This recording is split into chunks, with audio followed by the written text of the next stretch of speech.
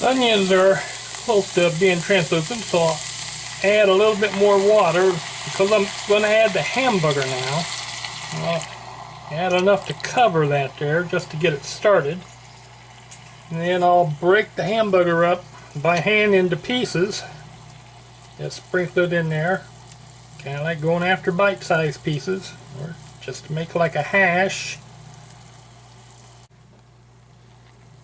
Have just enough water to come up to the edge of the hamburger, because I want the meat to be cooked. So I'm going to boil the hamburger, and at this time I add a little bit. Just, you eat beans all the time, you need to taste a little bit different.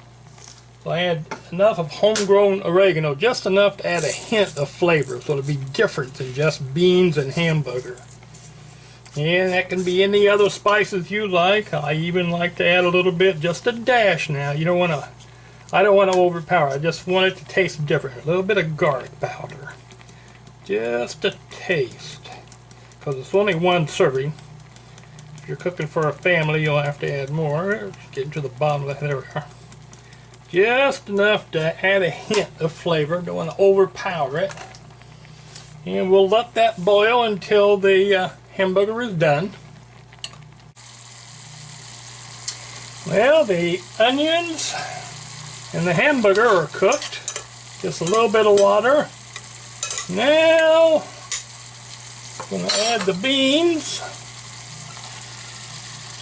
We're going to make the meal a little bit wilder this time. It's what I call Vermilion style.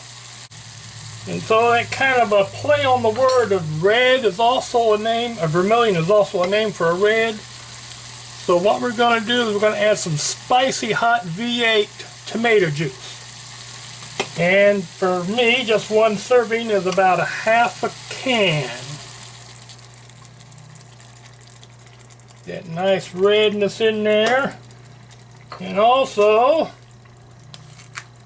have a couple of frozen asparagus spears. I only have 3 plants, so they don't produce a heck of a lot. And because the asparagus and the beans are from the garden, even though they're frozen, they're just parboiled. Where the green beans are fresh, the asparagus is parboiled. So we're going to start cooking that down because they have to be cooked. Yeah, the beans should be done. We'll do a little taste test. See if it's cooked and doesn't have that raw fiber taste to it.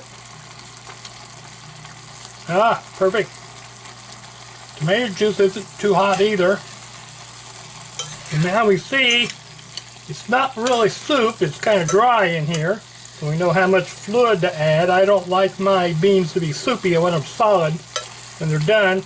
But we still have our sliced potatoes and corn to add. So we know the beans and the meat and the onions are cooked.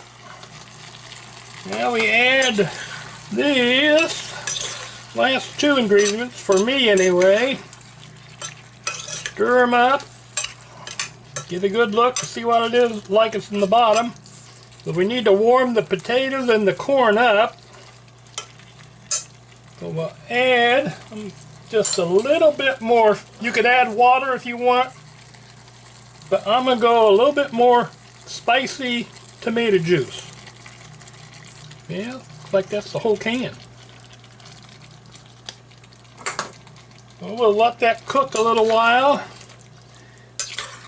till its juice is cooked down a little bit more. So it's nice and warm and it's not soupy. We'll need to get that down a little bit, and then we'll plate it up. Another thing I do to add a little bit of variety to the green bean meals is I buy my cheese in blocks and I slice them up for sandwiches so they're ready to go. Then I also cut a few little pieces of cheese and put it in the bottom of the bowl. When I pour the cooked green beans in there, the heat of the green beans will melt the cheese a little bit, add a little bit more variety to the taste. Here we go. Not too wet down in the bottom there. May have more than a bowl can handle. It's gonna be a tight fit. Here's the green beans, and corn, and potatoes. Nice spicy tomato juice flavor. Make those repeated meals of green beans taste different every time. Vermilion style green beans.